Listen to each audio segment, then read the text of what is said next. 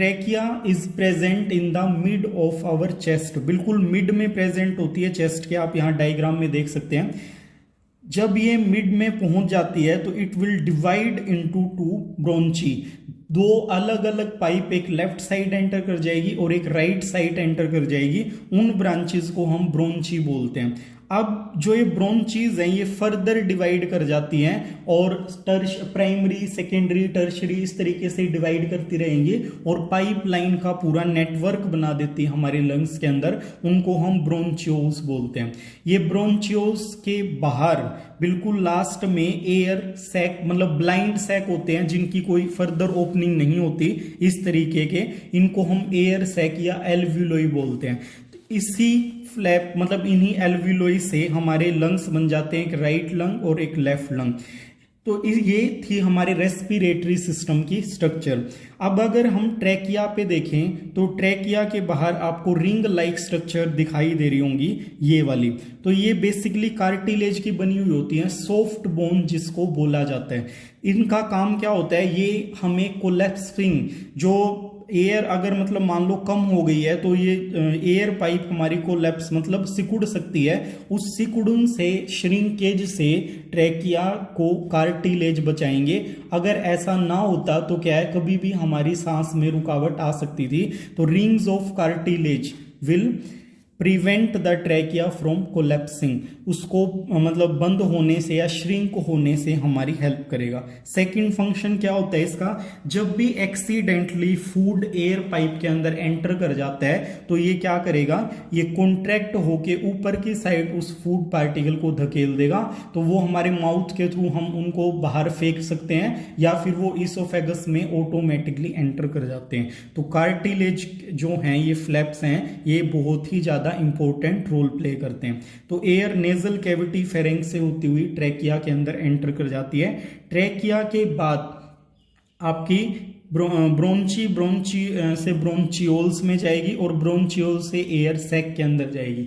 Air sac के अंदर air जो है वो एक्सचेंज होगी, oxygen will transfer to the blood and blood will transfer its carbon dioxide to the alveolis. ये एक्सचेंज जो है, एक्सचेंज साइट ऑफ एक्सचेंज, वो एल्वियोलाइज या एयर उसके तौर पे काम करती है, वहीं पे एक्सचेंज ऑफ गैसेस होता है। क्योंकि एल्वियोलाइज के अंदर फाइन ब्लड कैपिलरीज का बहुत ही बड़ा नेटवर्क होता है जो डीऑक्सीजनेटेड ब्लड को लेके जाता है और ऑक्सीजनेटेड ब्लड को अंदर हमारी बॉडी के अंदर लेके आएगा। Within the lungs the passage divide into smaller and smaller tube finally terminate into balloon like structure which are called alveoli. इन्हीं स्ट्रक्चर्स को हम क्या बोलेंगे, इन्हीं स्ट्रक्चर्स को हम एल्वियोलाई बोलेंगे। The alveoli provide a surface where the exchange of gases take place। अभी बताया था कि एक्सचेंज ये रोल प्ले करेंगे एक्सचेंज में। The wall of alveoli contains an extensive network of blood vessel। Blood की यहाँ पे सप्लाई होती है। अब हम देख लेते हैं कि मैकेनिज्म, एयर किस तरीके से अंदर आती है, क्यों अंदर आती है, क्यों बाहर जाती है। तो वो टोटली सरफेस एरिया या उसकी कैविटी है, कितना वॉल्यूम प्रेजेंट है, उस चीज के ऊपर डिपेंड करता है। As we have seen in earlier year, when we breathe in, we lift our ribs। जब भी हम सांस को अंदर लेके जाते हैं तो हमारी जो रिब्स हैं, हमारी जो चेस्ट है, उसके जो स्पेस है अंदर वो बढ़ जाता है क्योंकि रिब्स जो हैं वो बाहर की तरफ निकल के आ जाती हैं। एंड फ्लैटेंड आवर डायफ्रम, नीचे जो लेयर होती है ये, इसको डायफ्रम बोलते हैं, मस्कुलर लेयर होती है और ये इस शेप में होती है, ऐसे कर्व की फॉर्म में। जब आप इसको फ्लैट करोगे तो यहां वाला एरिया बढ़ जाता है और एयर अंदर की तरफ मूव करके आ जाती है। तो इस पोजीशन से आप इसको फ्लैट करके इस पोजीशन में ले आते हो।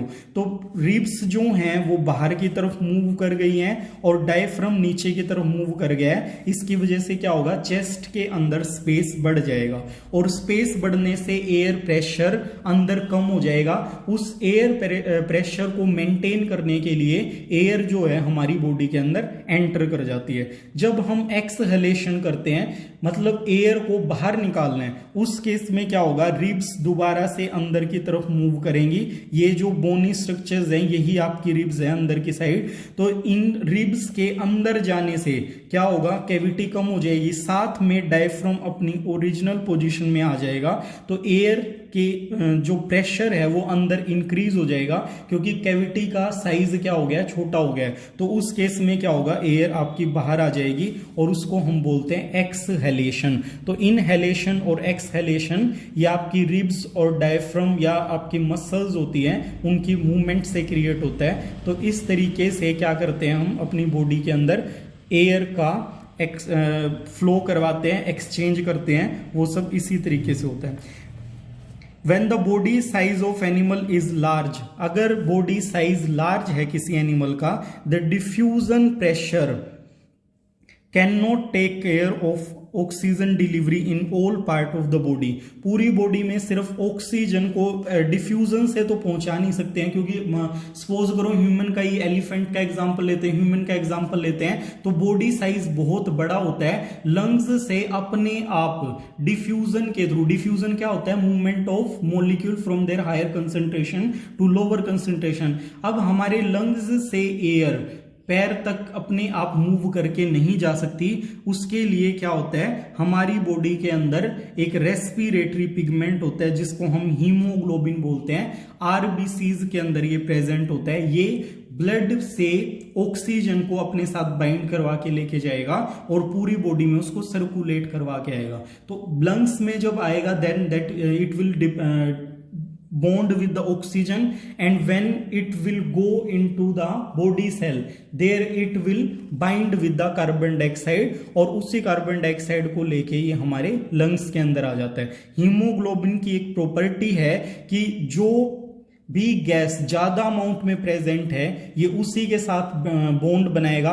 If oxygen is available in more amount then it will form oxy haemoglobin, और अगर कार्बन डाइऑक्साइड ज्यादा अमाउंट में है तो ये कार्बन डाइऑक्साइड के साथ ही बॉन्ड बनाएगा। तो इस तरीके से ये रेस्पिरेटरी पिगमेंट का काम करता है, exchange of gases, transport of gases में हमारी हेल्प करता है। तो ये था हमारा respiratory system.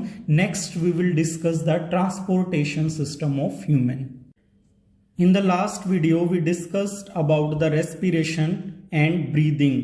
So all of you know that oxygen is required for the process of respiration.